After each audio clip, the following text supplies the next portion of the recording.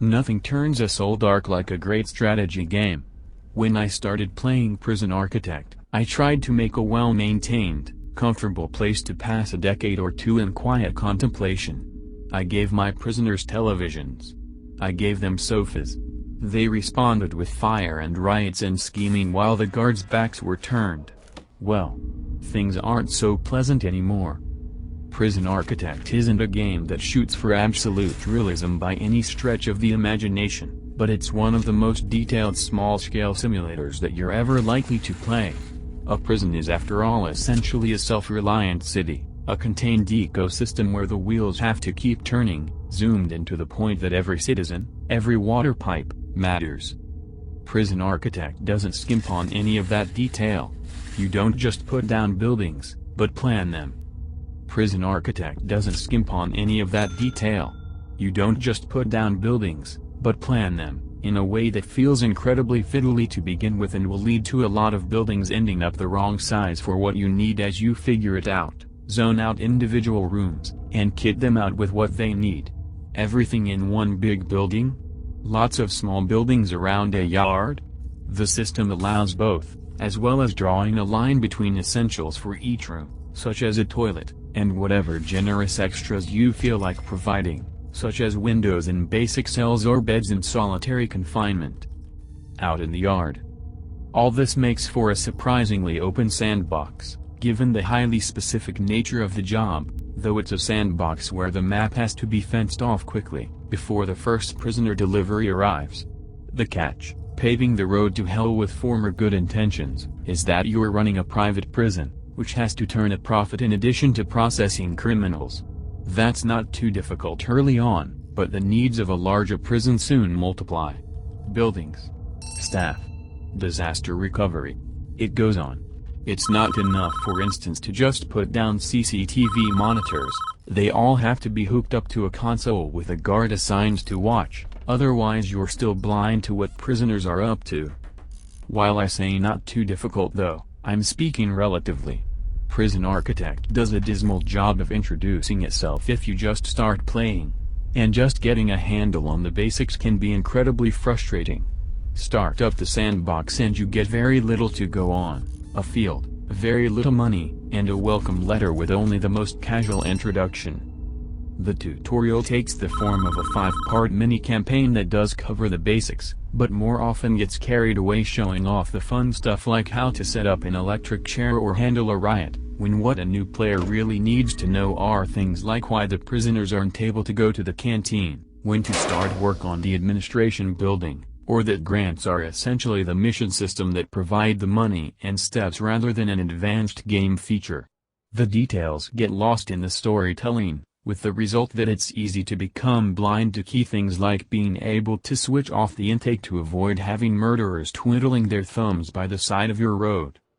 To get started, you almost have to rely on wikis and often out-of-date guides, which is all the more frustrating because most of Prison Architect's early game isn't that complex. Later, when you start juggling dedicated guard patrols, anything they can't see is hidden by fog of war, just for starters, and handling prisoner psychology and attempting to reform instead of merely incarcerate them, that changes, and that's fine.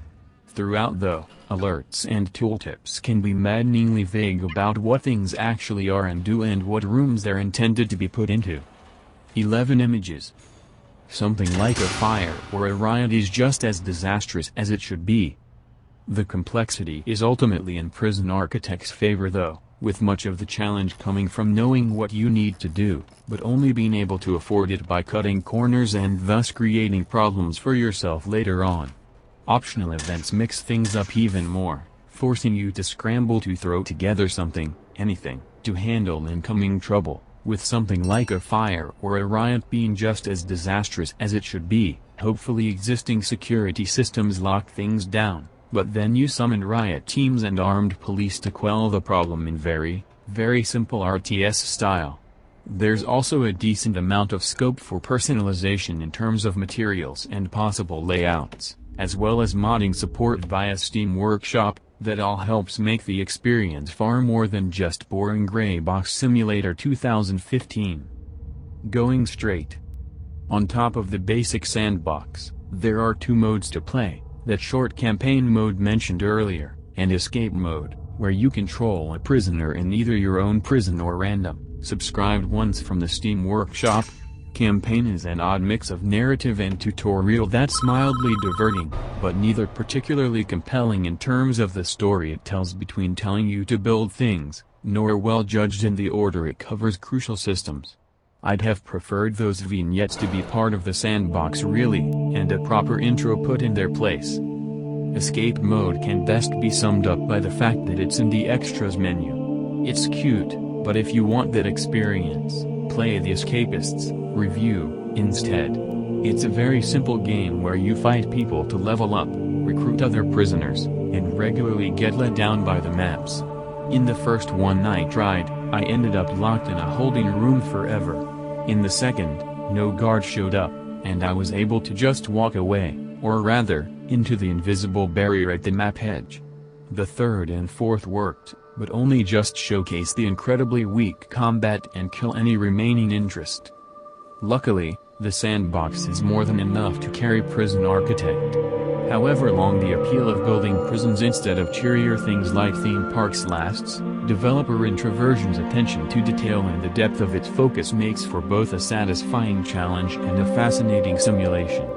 Plus, if you need another reason to never, ever want to find yourself behind bars, you'll soon find an appreciation for the mathematics of suffering right up there with anything in the Shawshank Redemption.